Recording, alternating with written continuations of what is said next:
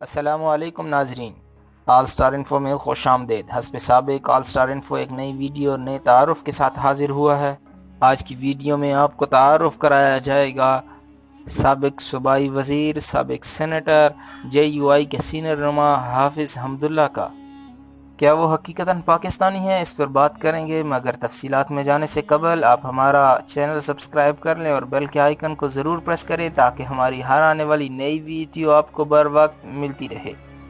حافظ حمداللہ سیاسی منظرنامے پر اس وقت آئے جب 2002 میں MMA بنی اور اس کی طرف سے ملک گیر الیکشن لڑنے کا اعلان کیا گیا تو حافظ حمداللہ نے چمن سے جے یو آئی MMA کے ٹکٹ پر الیکشن لڑا اور صوبائی اسمبلی کے ممبر منتخب ہوئے۔ بلوچستان اسمبلی میں اپنی سیٹ جیتی، وہاں پہ مخلوط حکومت بنی۔ مخلوط حکومت میں آپ صوبائی وزیر صحت کا کردار ادا کرتے رہے۔ اس کے بعد حافظ حمداللہ کو نمایاں مقام سیاست میں اس وقت حاصل ہوا جب وہ پاکستان کے سب سے اعلیٰ ایوان سینٹ کے ممبر بنے جے یو آئی کی طرف سے۔ سینٹ میں آپ مذہبی امور کی قائمہ کمیٹی کے چیئرپرسن منتخب ہوئے۔ 25 جولائی 2018 میں ہونے والے انتخابات کے خلاف مولانا فضل الرحمان نے احتجاجی تحریک کا اعلان کر رکھا تھا۔ پورا سال احتجاجی تحریک چلتی رہی اور اس کے بعد انہوں نے اسلام آباد کو لاک ڈاؤن کرنے کا فیصلہ کیا۔ اس سلسلے میں میڈیا پر جن لوگوں کو سب سے زیادہ کوریج ملتی رہی جے یو آئی کی، ان میں سے ایک نام حافظ حمداللہ کا تھا۔ حافظ حمداللہ اپنے پروگرامز میں کھلے عام جرنیلوں کو للکارتے ہوئے نظر آتے۔ جے یو آئی کے مارچ سے ایک دن قبل 27 اکتوبر سے قبل 26 اکتوبر کو ایک مضحکہ خیز صورتحال تب سامنے آئی جب حافظ حمداللہ کو غیر ملکی ڈکلیئر کر دیا گیا۔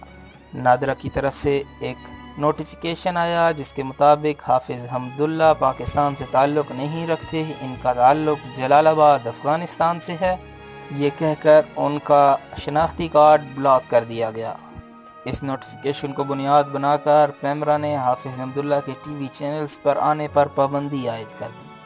حافظ حمداللہ سے بات کی گئی تو ان کا کہنا تھا کہ 1968 میں ان کی پیدائش چمن میں، جو کہ قلعہ عبداللہ کا ضلعی ہیڈ کوارٹر ہے آج کل، چمن میں محلہ حاجی حسن خان میں ہوئی اور آج بھی وہ محلہ موجود ہے۔ والد کا نام قاری ولی محمد تھا، جس کو والی کہا جاتا تھا۔ وہ پاکستان کے تعلیمی ڈپارٹمنٹ میں بلوچستان میں سرکاری ملازم رہ چکے تھے۔ 70 کی دہائی میں انہوں نے ریٹائرمنٹ حاصل کی اور اس کے بعد سے وہاں پر ایک مدرسہ چلا رہے تھے۔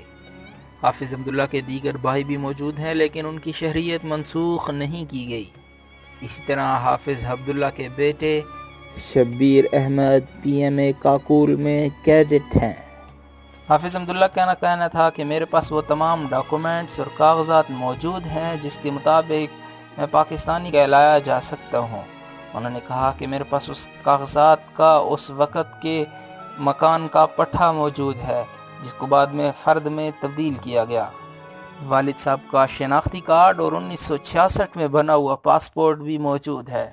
ان کی اس طرح کی مضحکہ خیز شہریت منسوخ کرنے پر ملک بھر کے پختون سراپا احتجاج ہیں۔ ٹویٹر پر میں بھی افغان ہوں ٹاپ ٹرینڈ بن چکا تھا، حافظ حمداللہ بھی ٹرینڈنگ میں شامل۔